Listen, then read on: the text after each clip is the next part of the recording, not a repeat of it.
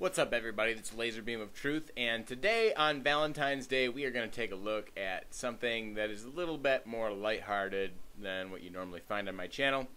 But this is something that really just kind of goes to the root cause of kind of identifying who is in control of the world that we live in.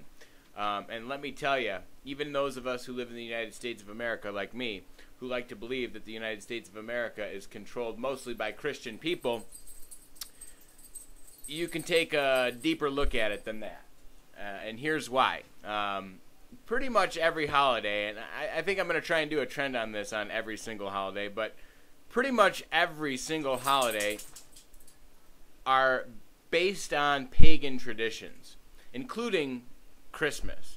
Now, I know a lot of you are probably going to say, no, Christmas was because of the birth of Jesus, but that's not necessarily so. Jesus was born, of course, but he wasn't necessarily born on the 25th of December. That is actually a pagan ritual celebration of the winter solstice, because it happens 3 days after the winter solstice occurs. Just like Easter is a celebration of the pagan ritual for celebrating the spring equinox. That being said, Valentine's Day is no different, folks. And basically what we're going to kind of read about here is the true origins of Valentine's Day. This is on the rcg.org articles. Heck, just Google Valentine's Day pagan origins and you'll find this, and look for this one. But basically, Valentine's Day is a pagan ritual, and it came originally from, like Christmas, Easter, Halloween, New Year's, and other holidays around the world. St. Valentine's Day is another attempt to whitewash perverted customs and observances of pagan gods and idols by Christianizing them. The innocent and harmless St. Valentine's Day may appear its traditions and customs to originate from two of the most sexually perverted pagan festivals of ancient Historia, Lupercalia and the feast day of Juno Februarta. Celebrated on February 15th, Lupercalia, known as the Festival of Sexual License, was held by the ancient Romans in honor of Lupercus, god of fertility and husbandry and protector of herds and crops, and a mighty hunter, especially of wolves. The Romans believed that Lupercus would protect Rome from roving bands of wolves which devoured livestock and people.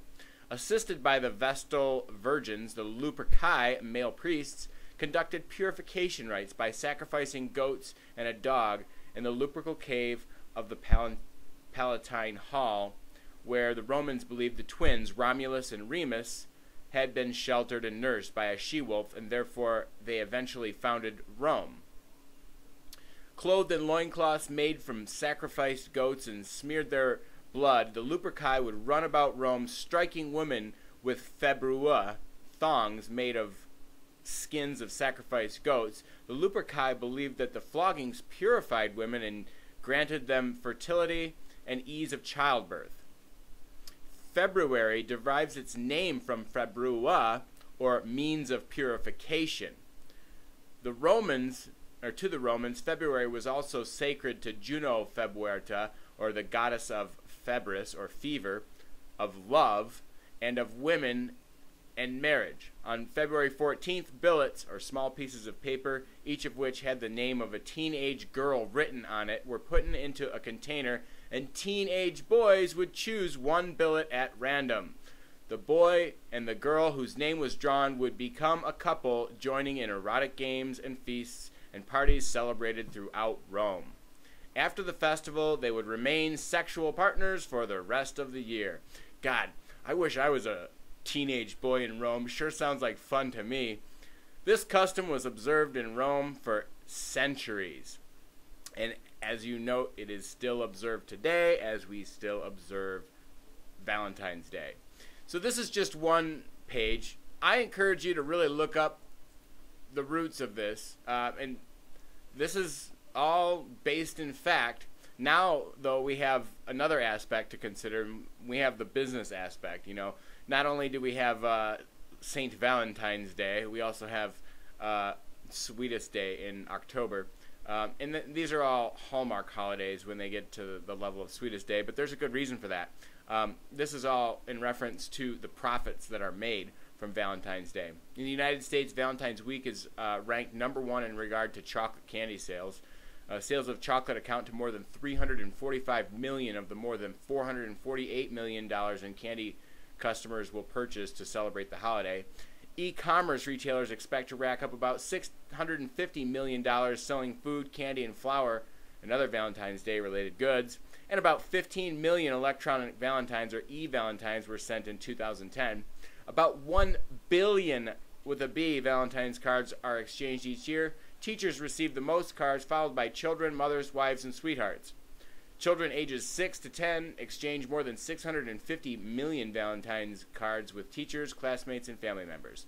Canadians in 2007 averaged spending $92.30 on Valentine's gifts, and U.S. consumers in 2009 spent an average of $102.50 on Valentine's gifts and merchandise.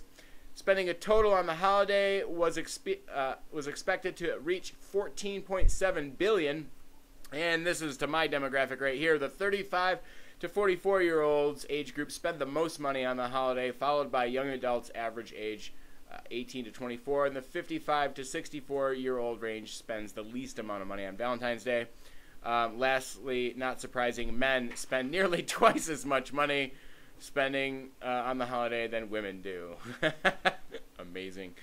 So anyways, Laser Beam of Truth here is just kind of trying to bring you some truth behind the Valentine's holiday, as it were, on the holiday of Valentine's. So this is just a bunch more, you know, and then there's more here on about.com, Valentine's Day, pagan or Christian holiday, and there are, of course, pagan origins. Same thing with Easter. Look up Ishtar. Ishtar is a different god that they used to worship in pagan rituals that became Easter. Well, we'll do that one a little bit later on down the road. Anyways, Laser Beam of Truth, signing out.